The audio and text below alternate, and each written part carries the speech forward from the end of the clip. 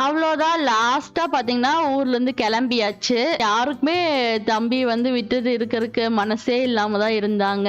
எல்லாருமே வந்துட்டாங்க வழி அனுப்புறதுக்கு.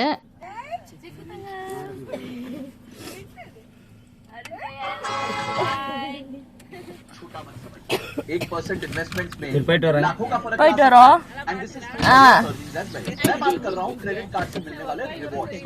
अभी तक आपको या तो पॉइंट्स या 1 to 2% कैशबैक देकर बाय बाय बाय जाता है, जो आप 2 या 3 दिन के अंदर खा पी कर बराबर कर देते हैं। उसका कोई लॉन्ग टर्म வேடிக்கை பார்க்கும் நல்லா தூங்கிருமோ நம்ம தெரியல.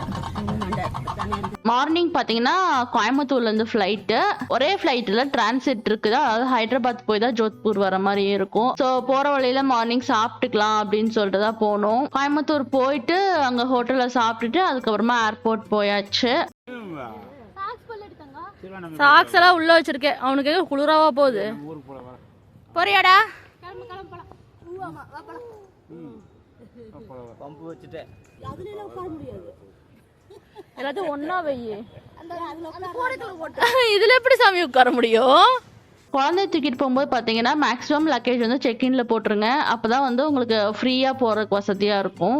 ஃபர்ஸ்ட் நாங்கள் உள்ள ஏர்போர்ட்குள்ள வந்ததுக்கு அப்புறமா கொஞ்ச நேரம் அவன் நல்லா தான் உட்காந்து வேடிக்கை பார்த்துட்டு இருந்தான். அதுக்கப்புறமா லைட்டாக அழ ஆரம்பிச்சிட்டான். ஸோ நான் வந்து ஃபீடிங் ரூம்குள்ளே போயிட்டு ஃபீட் பண்ணிட்டு அதுக்கப்புறமா ஃப்ளைட்டுக்கு போய்க்கலாம் அப்படின்னு சொல்லிட்டு இருந்தேன். ஸோ ஃப்ளைட்டுக்கு பார்த்தீங்கன்னா ஒரு 1 hour டைம் இருந்துச்சு. அதனால சரி அவனுக்கு ஃபீட் பண்ணிட்டு வந்துடலாம் அப்படின்னு சொல்லிட்டு போயிருந்தேன். ஃபீடிங் ரூம்ல வந்து ஒரு ஷோஃபா போட்டிருந்தாங்க. அதுக்கப்புறமா ஒரு டேபிள் வச்சிருந்தாங்க. அதில் வந்து ஏதாவது டைப்பர் சேஞ்ச் பண்றதுனா பண்ணிக்கலாம் மாட்டேங்குது. நல்லா கம்ஃபர்டபுளா தான் இருந்துச்சு. ஃபேன் ஏசி எல்லாமே வச்சிருந்தாங்க. அதுக்கப்புறமா ஃப்ளைட்டுக்கு வந்து அவங்க கூப்பிட்டாங்க. வந்தாச்சு.